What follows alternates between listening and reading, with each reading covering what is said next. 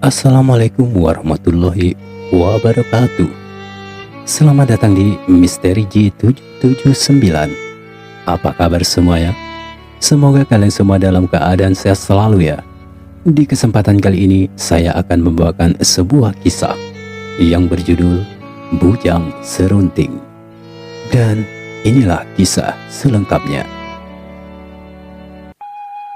Di sebuah kampung yang terpencil di atas bukit, hiduplah seorang pemuda miskin yang tinggal sendirian. Sejak ayah dan ibunya meninggal, pemuda itu pun melanjutkan pekerjaan orang tuanya, yaitu berladang. Si pemuda itu bernama Serunting. Di tanah Basema itu, Serunting dengan giatnya menggarap lahan peninggalan orang tuanya. Tetapi selalu gagal. Setiap tumbuhan yang ia tanam selalu tak berbuah dan kerdil. Sudah berbagai cara ia lakukan, tapi tak pernah berhasil. Apalah salahnya ya? Waktu ubah dengan umak dulu bertanaman sikap, pacak tumbuh subur. Tapi ngape aku selalu gagal macam Ika? Kata Serunting. Dia pun bingung dengan kondisinya sekarang. Persediaan beras pun sudah mau habis. Lah sudah, mak mana Ika? Bahas landa habis, pacaknya anakku di dia makan. Apa aku jual bayai ladang Ika? Tapi cuma Ika lah peninggalan umak dengan ubah. Tak kena ada aku jual, batin Serunting. Serunting yang dalam keadaan kalut itu pun terus berpikir keras mencari jalan keluar. Betapa tidak, ladang warga di kampungnya nampak tumbuh dengan subur. Malam pun tiba. Nampak Serunting sedang bercakap-cakap dengan seseorang yang berpakaian rapi dengan peci di kepalanya. Beliau adalah Semidang Rajo yang sengaja datang ke rumah Serunting. Semidang Rajo adalah orang terkaya di kawasan tanah Basema itu. Serunting, maksud awak datang ke Sika, ada yang nak awak omong ke? Kata Semidang Rajo. Ada apa amang? Caknya penting nian, kata Serunting. Macam ini Serunting, semasa umbak dan umak masih hidup dulu, orang tu ada utang dengan amang sekitar 1.100 ringgit. Jadi maksud amang tu sekarang lah jadi tanggung jawab itu, kata Semidang Rajo. Serunting hanya diam sembari berkata, "Emak mane kak ya amang, awak ni didu aduh ringgit sebanyak itu, makan bayi lagi sedot, sare awak sekarang ni mang," kata Serunting lesu. "Mak ini baik Serunting, mak mana aman ladang bapak tu untuk bayar utang bapak dengan itu," kata Semidang Rajo. Lemaslah sudah Serunting. Peninggalan satu-satunya orang tuanya itu akan hilang. Padahal Serunting ingin mempertahankan ladang itu. "Mak ini baik amang, unjuk aku waktu 3 bulan bayi. Kaki aman lah lewat 3 bulan awak di pajak bayarnya. Amang boleh ambil itu ladang," kata Serunting penuh harap. "Baiklah Serunting, amang akan tunggu 3 bulan lagi. Tapi ingat, dalam waktu 3 bulan ngadi dia pajak bayar, amang akan ambil ladang ubak kau ini," kata Semidang Rajo.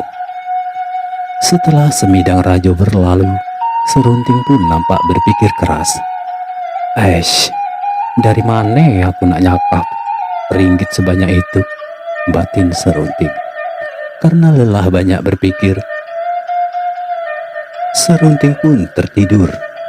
Dalam tidurnya yang lelap itu, Serunting nampak bermimpi ada sosok yang mendatanginya. "Cucuku, pergilah endung ke Pulau Bangkok. Di sana ada petapa sakti. Kele endung tanyalah masalah yang endung hadapi." Dan dalam sekejap setelah sosok itu hilang, Serunting pun terbangun dari tidurnya. "Apa benar ya mimpi awak tadi itu? Sudah, sisok-sisok awak nak tanya-tanya dulu dengan Amang Resam," batin Serunting. Esok harinya Serunting pun menuju ke rumah Amang Resam. dan bertanya perihal mimpinya. Serunting, menurut Amang, awak jalani saja pesan-pesan itu. Sampai tahu nasib awak pacak berubah, kata Amang resam. Aulah Mang, awak akan laksanakan pesan itu. Tapi Amang cak manui kak, awak kate hepeng untuk perjalanan itu, kata Serunting. Kemudian Amang resam masuk ke dalam biliknya. Setelah ia keluar, beliau pun menyerahkan sekantong hepeng kepada Serunting. Ndak usah Amang, simpan sajalah hepeng itu untuk Amang, kata Serunting. Sudahlah Serunting, awak ini lah kuanggap anak sendiri, ndak usah sungkan, kata Amang resam. Dan Serunting pun menerima hepeng itu. Terima kasih Amang, awak tak akan melupakan kebaikan Amang, ujar Serunting. Ingat Serunting, kalau enggak udah Amang anggap seperti anak sendiri. Dan satu lagi pesan Amang, dengan petapa sakti itu, enggak cuma ada 3 pertanyaan. Jadi sebelum bertanya, pikir-pikirlah dulu apa dia yang nak kau tanyaku, ujar Amang resam. Aulah Amang, awak pamit dulu yo, doakan awak pacak balik ke Sikak lagi, kata Serunting. Esok harinya berangkatlah Serunting meninggalkan tanah Basema. Nampak dia membawa barang-barang di dalam buntalan kain sarung. Sebelum Serunting meninggalkan kampung halamannya itu, di jalan dia berjumpa dengan Semidang Rajo. Sang juragan itu pun bertanya. Kemudian Serunting pun menjelaskan tujuannya. Nampak Semidang Rajo tersenyum sinis. Dia berpikir Serunting hanya melakukan hal yang sia-sia. Pikiran jahatnya pun keluar. Semoga saja Serunting ini tidak kembali lagi ke tanah Basema ini. Jadi lahan dan rumahnya pacak aku kuasai, pikir Semidang Rajo. Setelah berbincang dengan Semidang Rajo, Serunting pun berlalu pergi melangkahkan kakinya. Seminggu sudah Serunting berjalan kaki menyusuri hutan-hutan dan kampung-kampung. Kini dia sudah berada di pelabuhan kecil di pinggir sungai Batanghari. Tujuan Serunting selanjutnya adalah ke kerajaan Sriwijaya.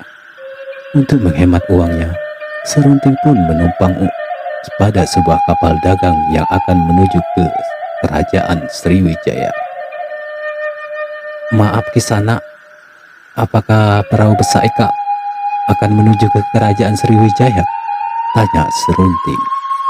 Iya betul, kenapa nak mas bertanya? Apa nak mas mau ke kerajaan Sriwijaya? Tanya awak kapal. Iya Ki, kalau boleh awak nak numpang ikut, tanya Serunting. Sebentar nak mas, aku tanya dulu dengan saudagar kapal dulu, kata awak kapal itu. Dan awak kapal itu pun berlalu seraya menuju ke atas kapal. Dan sejurus kemudian, nampak saudagar itu pun turun dari perahu dan menemui Serunting. Nama awak siapa? Dan mau kemana? Tanya saudagar itu. Nama awak Serunting. Awak mau menuju ke kerajaan Sriwijaya.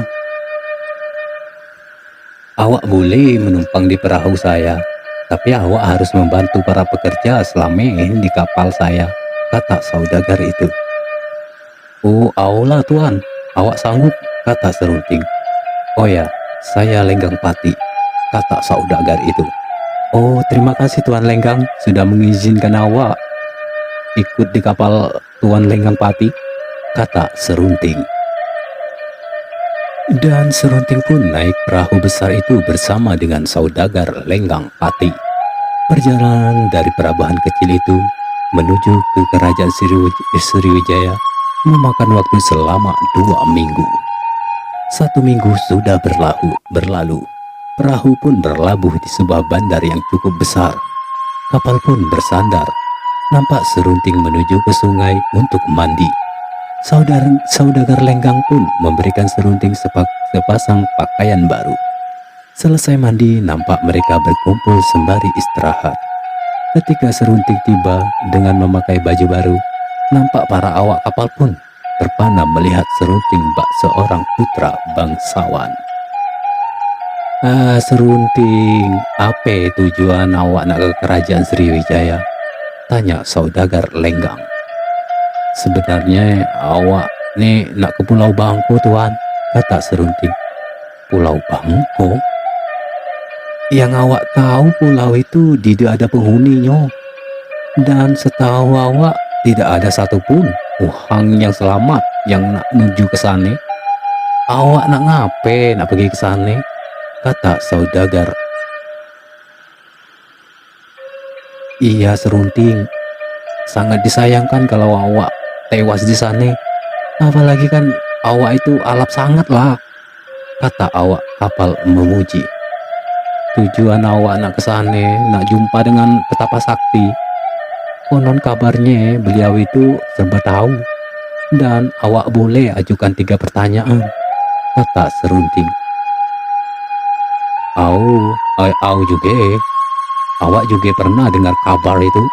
Kalau kabar itu benar dan awak jumpa dengan petapa itu, boleh awak titip pertanyaan, kata saudagar. Apa dia pertanyaan Tuan Lenggang? Kata Serunting. Anak gadis awak sudah 3 tahun sakit tak sembuh-sembuh jua. Padahal awaklah obati dengan berbagai macam cara, tapi tak ada hasilnya, kata saudagar Lenggang. Baiklah tuan, awak akan tanya jika awak jumpa dengan petapa sakti itu, kata Serunting. Seminggu telah berlalu. Tibalah mereka di Bandar Sriwijaya. Nampak banyak sekali perahu-perahu besar dan dengan bentuk dan ukiran yang indah-indah. Hiruk-pikuk di kawasan itu pun sangatlah ramai. Serunting pun melangkahkan kaki menuju ke selatan, menyusuri jalan di pinggir sungai Musi. Senja temaram sudah mulai terlihat. Serunting pun terus berjalan. Dan akhirnya dia pun sampai di pinggir lautan. Dia pun memutuskan untuk bermalam di pinggir laut itu. Pagi pun tiba. Nampak mata Serunting memandang ke arah tengah laut. Nampak Pulau Bangko terlihat kecil. Mak mana carinya awak nak nyeberangi lautan ni, Kak? Batin Serunting. Di tengah kebingungannya, tiba-tiba muncul seekor ular raksasa yang sangat besar. Serunting pun kaget dan sangatlah takut, sehingga ketika dia mundur ke belakang tubuhnya pun terjatuh. Mau kemana, wahai anak manusia? Tanya ular itu. Kamu pacak ngomong ya? Kata Serunting heran. Tentu saja. Kamu mau kemana? Tanya ular itu lagi. Aku nak ke Pulau Bangko, nak menemui petapa sakti. Pacak tak kau nolong awak ke sana? Tanya Serunting. Pacak, tapi ada syaratnya, kata ular itu menedokkan gaya bahasa Serunting. Apa syaratnya? Tanya Serunting. Tolong kalau engkau ketemu dengan petapa sakti itu, tolong engkau tanyakan, aku sudah bertapa di lautan ini selama 500 tahun. Tapi mengapa aku tak jua menjadi naga? Kata ular itu. Baiklah. Lagi aku tanyakan dengan petapa sakti itu, kata Serunting. Dan Serunting pun naik ke atas kepala ular itu. Dan ular itu pun dengan cepat berenang ke arah Pulau Bangko yang berada di tengah laut. Setiba di pulau itu, Serunting pun turun seraya berkata, tunggulah di sini. Tak usah pergi kemana-mana, kata Serunting. Dan Serunting pun melangkahkan kakinya dan berlalu dari tempat itu. Setiba di sebuah bangunan yang kecil, ketika akan menuju ke tempat itu, tiba-tiba kaki Serunting dipegang oleh sosok pria tua dengan perut yang kembung. Tolong ugo nak, kata kakek itu. Ugo itu artinya kakek. Ngape Ugo disika? Tanya Serunting. Name Ugo alap sembilu. Ugo lah 1 minggu disika. Ugo nak nemui betapa sakti itu. Tapi tak pacak masuk. Sepertinya ada kekuatan yang melindungi gubuk itu, kata alap sembilu. Kemudian Serunting mengangkat tubuh kakek itu dan memapahnya menuju ke gubuk itu. Dan benar saja, begitu dekat dengan gubuk itu, tubuh kakek itu pun terlempar keluar. Sementara Serunting bisa melangkah dengan santainya ke dalam gubuk kakek itu. Nah, aku tak pacak masuk. Tolong kau tanya ke apa penyebab perut Ugo ini kembung begini. Sudah 20 tahun Ugo menderita cak ini. Tolong ya nak. Dan Serunting pun berlalu menuju ke gubuk itu. Setiba di depan gubuk, Serunting pun berucap salam dengan sopan. Masuklah, wahai Serunting, kata petapa itu. Serunting pun merasa heran karena suara itu bisa tahu namanya. Dan Serunting pun masuk seraya duduk di depan petapa itu. Nampak kalau dilihat dari pakaiannya, beliau adalah seorang biksu. Ajukanlah 3 pertanyaan, kata biksu itu tanpa basa-basi. Baiklah bisu, pertama awak nak nanya, apa obat anak gadis Tuan Lenggang Pati yang sudah 3 tahun sakit itu? Gadis itu akan sembuh ketika dia bertemu dan disentuh oleh lelaki alap dan baik hati serta rela berkorban untuk sesama, kata biksu itu. Yang kedua, waktu awak nak nyebrang ke Pulau Bangkoi Kak, awak ketemu dengan ular. Kenapa setelah 500 tahun ia bertapa tapi tidak berubah jadi nage? Tanyaku lagi. Itu karena di tubuhnya ada permata merah delima, kata biksu itu. Dan di pertanyaan terakhir, Serunting pun bingung. Apakah ia akan bertanya persoalan dirinya atau menanyakan pertanyaan Ugok alap sembilu. Akhirnya, yang ketiga, apa penyebab Ugo alap sembilu perutnya buncit macam itu? Kata Serunting. Itu karena sumpah orang tuanya. Kalau mau sembuh, dia harus minta maaf di depan makam orang tuanya dan mandi kembang di atas makam orang tuanya. Silahkan pergi, kata biksu itu. Serunting pun pergi dengan langkah gontai. Begitu tiba di pinggir bibir pantai, Serunting pun bertemu dengan Ugok alap. Ia pun menceritakan jawaban biksu itu, dan mereka berdua pun berlalu menuju ke pantai. Nampak ular besar itu sudah menunggu sedari tadi. Rupanya kau masih hidup, kakek tua. Bagaimana Serunting? Apa kata petapa itu? Kata ular itu penasaran. Hantarkan dulu awak dengan Ugo ini ke seberang. Nanti awak akan kasih tahu apa kata biksu itu, kata Serunting. Dan ular raksasa itu pun menundukkan kepalanya. Serunting dan Ugo alap pun naik ke tubuh ular itu. Setelah tiba di seberang, Serunting pun menceritakan pesan dari biksu itu. Dan sejurus kemudian si ular itu pun membuka mulutnya dan mengeluarkan permata merah delima. Wahai Serunting, terimalah permata ini. Aku tidak membutuhkannya lagi, ujar ular itu. Dan Serunting pun menerima permata merah delima itu. Serunting dan alap bersampun kembali menyusuri jalan hutan menuju ke kerajaan Sriwijaya. Sesampainya di kerajaan Sriwijaya, alap bersampun melakukan apa yang diperintahkan oleh biksu itu. Dan secara ajaib, Perutnya yang kembung bak wanita hamil itu pun kembali layaknya perut-perut orang normal. Sementara itu, di sisi lain, nampak Serunting telah bertemu dengan saudagar Lenggang Pati. Serunting pun menceritakan segala pesan-pesan biksu itu. Dan saudagar itu pun nampak bingung. Siapakah sosok pemuda yang alap, baik hati, dan rela berkorban demi sesama itu? Di tengah lamunannya tiba-tiba Serunting berkata, "Jika saudagar berkenan, izinkanlah awak jumpa dengan anak gadis tuan," kata Serunting. "Baiklah, sekarang awak ikutlah dengan saya ke rumah awak yang berada di tengah kota," kata saudagar itu. Mereka pun berlalu menaiki sebuah kereta pedati yang ditarik oleh 2 ekor kuda. Sepanjang jalan nampak Serunting begitu menikmati keindahan kota raya Sriwijaya.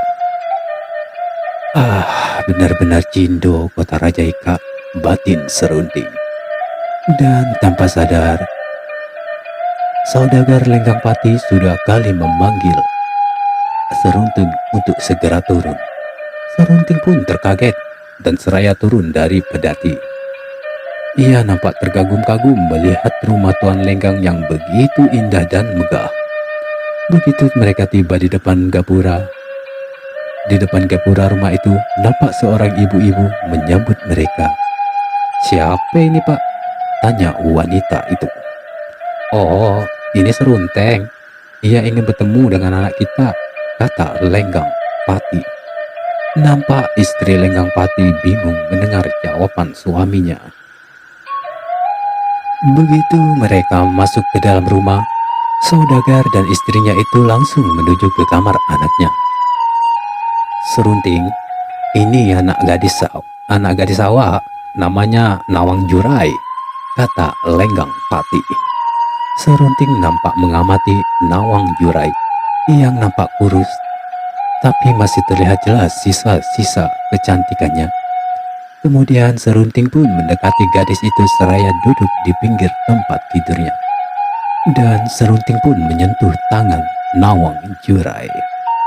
Selang beberapa saat, Nawang Bulan pun membuka matanya seraya tersenyum ke arah Serunting. Nampak gadis itu mau bangun, tapi ditahan oleh ibunya. Udem, awak tuh masih lemah. Tak tiduran bayi di sini. Cemana rasa-rasa awak tuh lada mendingan," kata ibu Nawang Jurai. "Udem lama, rasanya awak inilah nyaman," kata Nawang Jurai. Nampak Lenggang Pati dan istrinya pun tersenyum melihat kondisi anaknya yang sudah bisa tersenyum. 1 minggu telah berlalu. Keadaan Nawang Jurai pun sudah sehat dan bisa berjalan-jalan di sekitaran rumahnya. Nampak Serunting sedang bicara dengan Lenggang Pati dan istrinya. "Tuan, sepertinya awak ini lah terlalu lama di Sika. Awak berencana nak balik dulu ke kampung Tanah Basema," kata Serunting. "Kenapa Serunting? Apa awak hendak betah tinggal di Sika?" tanya Lenggang Pati. "Bukan hendak betah, Tuan, tapi masih ada lah yang nak aku urus di kampung." Dan Serunting pun menceritakan segala masalahnya yang ada di kampung kepada Lenggang Pati. Nampak Lenggang Pati dan istrinya pun paham dengan keadaan Serunting saat ini. Waktu keberangkatan Serunting pun tiba. Nampak Nawang Jurai begitu sedih melepaskan kepergian Serunting. "Serunting, terima kasih udah menyembuhkan penyakit anak awak. Ini untuk keperluanmu di jalan," kata ibu Nawang, sembari memberikan 2 kantung uang. "Ndak usah lah makcik, Ika terlalu banyak lah," kata Serunting menolak. "Ambillah saja Serunting, itu ndak seberapa dibandingkan dengan jasa-jasa awak pada kami," kata Lenggang Pati. Dan Serunting pun menerima 2 kantong uang itu seraya permisi pulang menuju ke kampung halamannya. Setiba di kampungnya, Serunting pun segera menuju ke rumahnya. Nampak rumahnya begitu terawat dan bersih. Rupanya Amang Resam yang selalu membersihkan kediaman Serunting. Dan tiba-tiba pintu pun digedor-gedor paksa oleh seseorang. Serunting pun segera membuka pintu, dan ternyata itu adalah Tuan Semidang Rajo. "Hei Serunting, 1 minggu lagi genap 3 bulan. Emak mane, lah ada lom 100 ringgitnya," kata Semidang Rajo. "Ayolah ada tuan, tunggu kejap ya." Serunting pun masuk ke dalam bilik kamarnya yang kecil itu, seraya membawa uang 200 ringgit. "Tuan Semidang Rajo, ika, utang ubakku kan 100 ringgit. Nah ika aku tambahin 100 ringgit lagi, jadi 200 ringgit. Atas nama ubak, awak ucap ke makasih udah nolong ubak semasa dia hidupnya," kata Serunting. Semidang Rajo pun pergi berlalu begitu saja, seakan-akan ada rasa kecewa di hatinya. Seminggu sudah berlalu. Dengan uang-uang yang dimilikinya, Serunting pun selalu membantu warga-warga yang dalam kesusahan, terutama yang terkait dengan hutang dengan Tuan Semidang Rajo. Nampak Semidang Rajo merasa tak senang, dan dia pun menyuruh anak buahnya untuk merampok Serunting. "Malam ikak juga, kalian satron nih rumahnya Serunting. Bila perlu bunuh saja dia," kata Semidang Rajo geram. Malam pun tiba. Nampak 5 orang sedang mengendap-endap di sekitar rumah Serunting. Tanpa menunggu lama-lama, kelima orang itu pun langsung mendobrak pintu rumah Serunting. Mendengar pintu didobrak dengan paksa, Serunting pun segera bangkit dari duduknya. Dan melihat 5 orang yang beringas itu, Serunting pun lari keluar. Dan seketika 2 orang dari perampok itu pun mengejar Serunting keluar.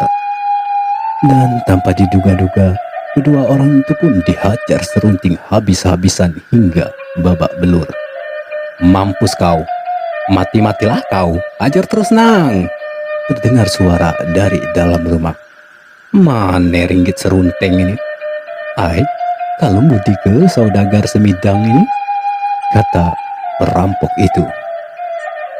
Dan merasa teman-temannya tak jua kembali ke dalam rumah, salah satu dari mereka pun keluar.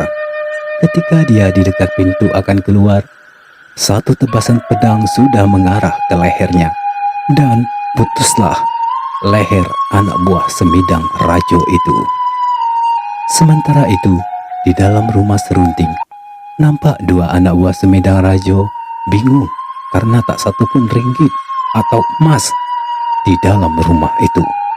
Mereka pun merasa heran karena ketiga temannya yang mengejar Serunting tak jua kembali. Mereka pun segera keluar dari rumah itu. Melihat seorang temannya yang sudah tewas, mereka pun segera mencari Serunting di sekitar. Tolong aku, Bang Jalu," kata sosok yang terkapar di tanah itu. "Ada apa? Ngapain kalian pacak Cak Ika jadi Cak Ika?" kata Jalu. Serunting, awas Serunting," kata Jetiran seraya menunjuk-nunjuk ke arah belakang. Tiba-tiba brak, satu tebasan pedang sudah mengenai leher Jalu. Terkaparlah si Jalu. Melihat teman-temannya yang sudah tewas, Warno pun melarikan diri. Warno berlari ke arah rumah Semidang Rajo dan segera melapor. Melihat anak buahnya yang seperti orang yang ketakutan, tentu saja Semidang Rajo heran. Dan Warno pun menceritakan segala peristiwa yang telah terjadi kepada Semidang Rajo. "Kurang ajar kau Serunting, awas kau," kata Semidang Rajo. Setelah peristiwa itu, Amang Resam merasa khawatir dengan serunting. Amang Resam pun selain sebagai orang tua angkat serunting, juga seorang guru bela diri bagi serunting. Dari beliaulah serunting belajar ilmu gaib dan bela diri. 2 pekan sudah berlalu. Nampak ada serombongan orang memasuki tanah Basema. Nampak juga di sana Lenggang Pati sedang berbicara dengan Semidang Rajo. Maaf tuan, saya nak tanya, betulkah ini tanah Basema? Tanya Lenggang Pati. Betul tuan. Tuan mencari siapa? Ke tanah Ika, tanya Semidang Rajo. Ini tuan, saya nak jumpa dengan serunting. Apa tuan kenal dengan serunting? Jawab Lenggang Pati. Oh, kenal. Ada apa tuan? Apa serunting membuat masalah? Memang serunting Ika tidak benar kerjanya, kata Semidang Rajo. Oh indah tuan, justru serunting itu uhangnya baik. Kami kasih Kak jauh-jauh dari kerajaan Sriwijaya karena anak gadis awak ini nak ketemu dengan serunting, kata Lenggang Pati. Semidang Rajo nampak diam dan heran karena beliau tahu kalau orang yang dihadapannya itu adalah dari kalangan bangsawan. Dan Semidang Rajo pun berlalu begitu saja sambil menampakkan rasa tak senangnya. Dan ketika rombongan Lenggang Pati berjalan tak tentu arah, mereka pun bertemu dengan Amang Resam. Dan Amang Resam pun mengajak rombongan itu ke rumahnya serunting. Setiba di rumah serunting, serunting pun kaget. Bukan alang kepalang, betapa tidak. Karena keluarga bangsawan itu mau berkunjung jauh-jauh ke rumahnya yang sangat sederhana itu. Serunting pun begitu terkagum-kagum melihat sosok Nawang Jurai yang begitu cantik dan bersahaja. Malam pun tiba, mereka pun bermalam di rumah serunting. Nampak juga di sana ada Amang Resam. Dan tiba-tiba serunting yang sedari tadi ngobrol dengannya Nawang Jurai terjatuh dengan tubuh kejang-kejang serta memuntahkan darah, disertai dengan binatang-binatang kecil seperti belatung dan lintah yang keluar dari mulutnya. Ada apa? Apa yang terjadi dengan serunting? Tanya Amang Resam. Ndak tahu Amang, tiba-tiba dia jatuh dan muntah-muntah darah macam Ika, kata Nawang Jurai. Caknya serunting ini disantun uhang, kata Amang Resam. Dan tentu saja semua yang ada di ruang itu pun menjadi kaget mendengar kata Amang Resam. Siapa yang tega kirim santet ke awak serunting Ika? Kata Lenggang Pati. Ndak tahu tuan, biar awak saja yang urus masalah Ika, kata Amang Resam. Amang Resam pun mengeluarkan kerisnya dan membaca mantra. Keris itu pun disentuhkannya ke kepala serunting. Dan seketika ada cahaya putih yang masuk ke tubuh serunting. Amang Resam pun terus melawan kekuatan gaib itu. Nampak Amang Resam beberapa kali memuntahkan darah segar dari mulutnya. Tapi beliau terus bertahan demi menyelamatkan serunting. Sementara itu, di sisi lain di waktu yang sama, nampak seorang dukun tengah bersimbaku melawan kekuatan Amang Resam. Dan nampak juga di depan dukun itu Tuan Semidang Rajo dan anak buahnya. Sejurus kemudian ambruklah tubuh sang dukun itu dengan mulut bersimbah darah.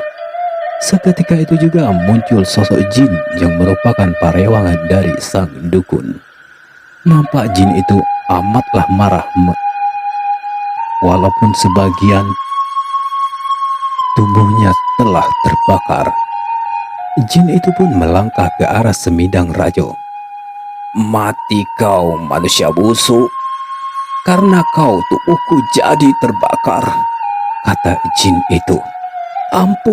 Ampun Tuan Jin, awak ada salah, yang salah dukun Ika, kata Semidang Rajo. Dan jin itu pun membuka mulutnya Dari mulutnya keluar api yang menyala-nyala dan diarahkan ke tubuh Semidang Rajo dan anak buahnya. Dan dalam sekejap terbakarlah tubuh Semidang Rajo dan anak buahnya. Sejak peristiwa kematian Semidang Rajo yang tragis, Serunting pun memutuskan ikut ke kerajaan Sriwijaya bersama Tuan Lenggang Pati. "Amang, ikutlah dengan kami," diseka Amang dewean. "Didu yang jaga Amang," kata Serunting sedih. "Serunting, awak inilah tue, lah dak sanggup lagi nak berjalan jauh. Awak lahir di Sika, awak juga nak dikubur di Sika. Awak pergilah Serunting, nasib awak pasti lebih baik di kota raja. Ndak usah khawatir ke Mamang. Jika engkau baca itu bahagia, Amang senang," kata Amang Resam meneteskan air mata. Dan Serunting pun memeluk Amang Resam sembari meneteskan air matanya. Baginya, Amang sudah dianggapnya seperti ayahnya sendiri. Nanti, Amang akan datang ke Sriwijaya. "Ndak usah khawatirkan Amang," kata Amang. Setelah berpamitan dengan Amang Resam, rombongan itu pun berangkat ke kerajaan Sriwijaya. Setiba di kerajaan Sriwijaya, Serunting diberi kepercayaan oleh saudara Lenggang Pati untuk membantu pekerjaannya. Dengan telaten, Lenggang Pati mengajari Serunting cara berdagang. Hingga di suatu hari, "Kanda, bolehkah saya bertanya?" kata Nawang Jurai. "Ada apa Dinda Nawang?" kata Serunting. "Kanda, sejak kita bersua dahulu kala, sejak itulah awak sudah suka dengan Kakanda Serunting," kata Nawang Jurai memberanikan diri. "Sebenarnya Kanda juga sama Dinda, tapi apalah daya awak ika orang miskin, ndak berani berharap terlalu tinggi," ujar Serunting. "Kanda, saya dan ayahanda serta bunda tak berpikir begitu. Kanda bicaralah dengan mereka kalau Kanda serius," kata Nawang Jurai. "Tapi sebaiknya kita berdua yang menghadap ke mereka," kata Serunting tak percaya diri. Setelah meminta izin kepada kedua orang tua Nawang Jurai, restu pun mereka dapat. Maka dilaksanakanlah pesta pernikahan yang mewah dan megah di kota Raja Sriwijaya. Dan akhirnya Serunting dan Nawang Jurai pun hidup bahagia selama-lamanya.